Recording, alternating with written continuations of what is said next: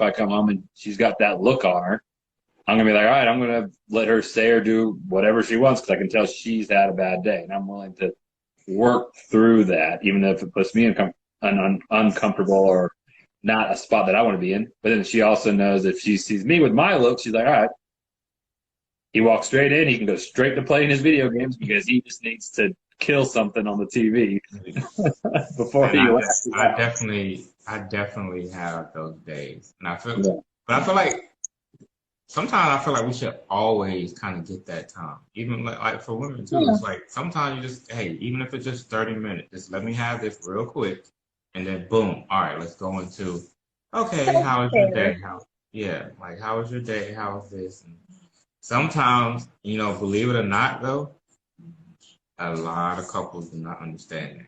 They want to bum rush their spouse, whoever it is, coming home like right away. And it's just like, I think a lot of the time at least with women, if it's like a stay-at-home mom who's been home all day with the kids, cleaning, not having any sort of adult interaction whatsoever, it's kind of like once their spouse gets home, they're like, please talk to me. Please have a conversation with me before I kill myself.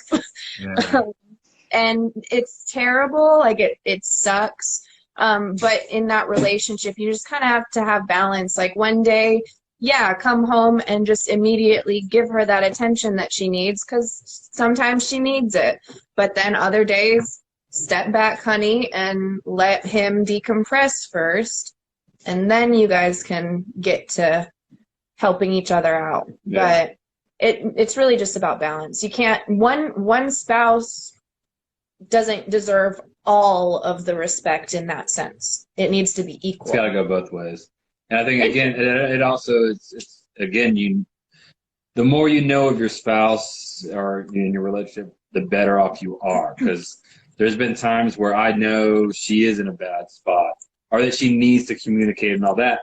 And I also know myself, I'm like, I can't give that to her right now because of my own mental stress that I got on. So I'll immediately reach out to a friend of hers. Somebody be like, hey, can you give Devin a call just to talk, Or I'll get home and be like, hey, why don't you go do this? Or let me pay for you to go do that. And it can be seen as, okay, well, Josh, you're passing the buck on to someone else to do it. But still care. But then 24 hours later, we both look back and go, okay, that was good because you got taken care of, I got taken care of, got my stuff out of the way. And now we're able to both come from a place of being fulfilled to now work on it. In a healthy way. Yeah, it's important to know those type things. That's a brilliant idea, though. I never thought of that though. Like reach out to like a friend, one of her friends, and go. Hey, we don't have to fix each other's problems every time. Yeah.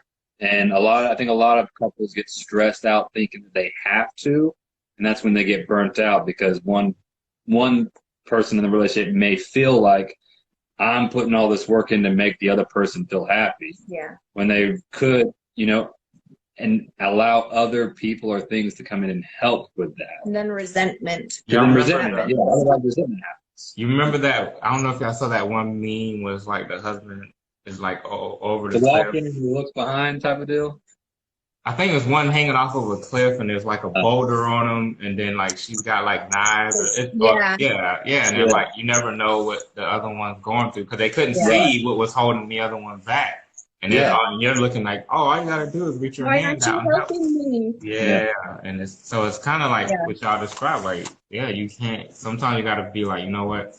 They could be going through their own problems right now, and I know I can't speak for all guys, but for me,